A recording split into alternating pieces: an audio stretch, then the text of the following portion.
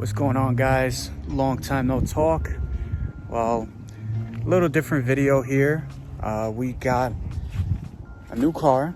So my wife had a 2010 Jetta Wolfsburg, and unfortunately it got totaled, sideswiped from front to rear. So they didn't want to pay us for it. They didn't want to cover it, but they did pay us out for the vehicle. So we went out shopping for a while. She wanted a truck.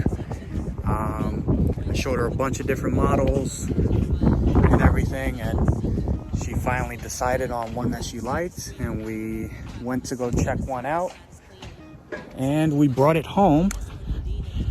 I'm gonna show you right now. So it is a 2004 Touareg, Volkswagen Touareg, with 113,000 miles. It's a baby. Definitely another car we're gonna start doing videos for. I told her it didn't need to be a Volkswagen, your truck, but she just fell in love with the look of this truck, how badass it was.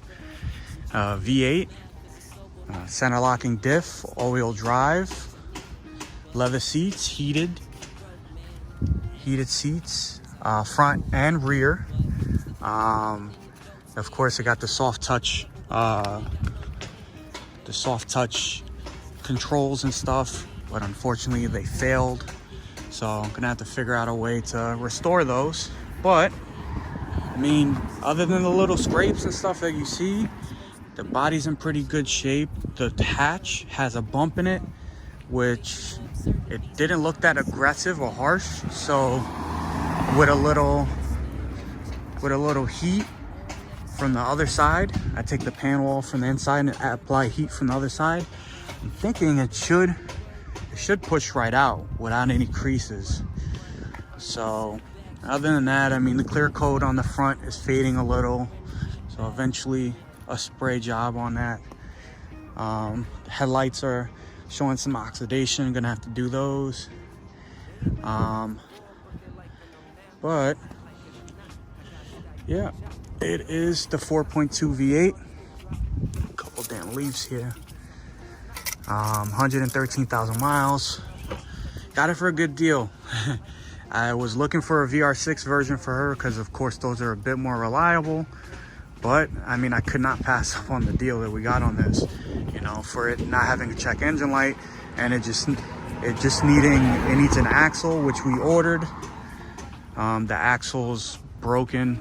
Well, the CV boot is broken, but I was able to get an axle for like 60 bucks, brand new. So I'm gonna put a whole new axle in there. It needs front and rear brakes and rotors, and then that's it. It's roadworthy. But yeah, we got a couple of the parts in today, like cabin air filter and the combi valve, because it threw an intermittent code for combi valve, so I just figured get it. So if it does stick the check engine light, I can just swap it right out. But we're gonna do a quick little cabin air filter because the air coming out of the vents smell. So I'm gonna just do that real quick because I don't see many DIYs on that. So we'll just do a quick little video on that. It's fairly easy, and let's get it started. So it's right here. I did take some I was gonna drop it does have an issue with the release cable for the engine bay, but I came into a snag, so I have to order more parts for that. But in the meanwhile, we're gonna do this. So it's right under here. This pulls out, this cover pulls out, and then there's two bolts, boom and boom, under here, and it releases the whole tray for the cabin air filter. So let me get this out, because I'm gonna need two hands, and then when we get to exposing the two bolts to the compartment, I'll get back to the video then. All right, so it came off pretty like harsh because it has the clips, But yeah, there is a little groove here where you can get like your hand in, and then you just yank it down and it'll pop free. If you want to do it legit, well, fuck it, I'll just do it. There you go. Take off that to get it completely out of the way. There's a clip for the light in the floor well, and then under here, there it is. So there goes one up there, and then there should be another one. Yep, right there, right up there. So just undo those, then the whole compartment, this whole compartment just slides down, and you take the old cabin air filter out, put the new one in. All right, so these were a 5.5 millimeter, two of them, 2 bolts. So now, let's see, can't really tell. I have to put the light on. Yeah, there we go. There we go. So now I undid the bolts. So, whoa, that is nasty.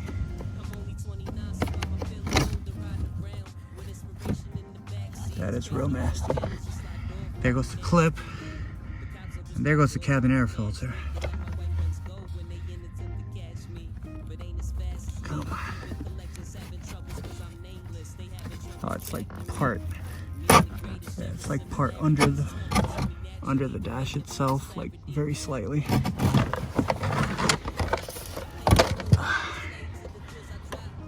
It's out. Yeah, it definitely is very gross. Alright, definitely needed to change. So let's pop in the new one. Let's get this out of here because that's garbage.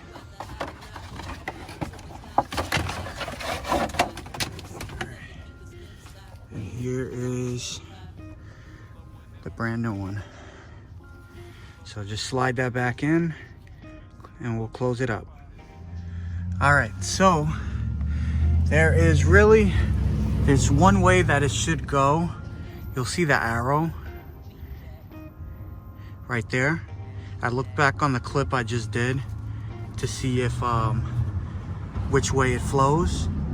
Just keep in mind when you take out the old one what direction it goes in, because it goes in horizontally. So this is the way it came in. That's the way it has to go back in for the airflow to filter the right way. If you notice too, the end here does have a little bit more of a lip, and when you come here on this end, right there,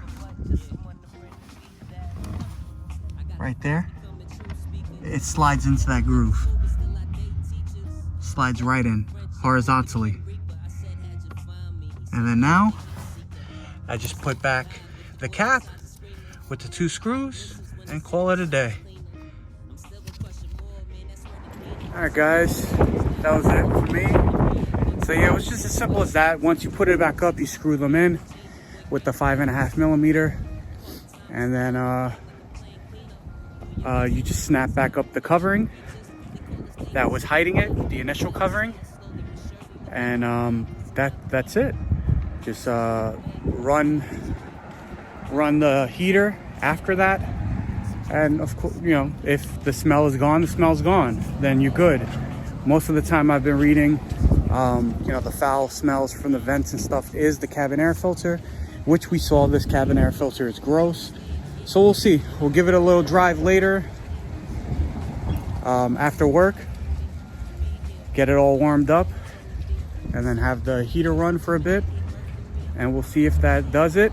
But that was the DIY on, I don't know if the T2 and the T3 Touaregs have the same location for the cabin air filter, but that was the DIY for the T1. This is an 04 Touareg.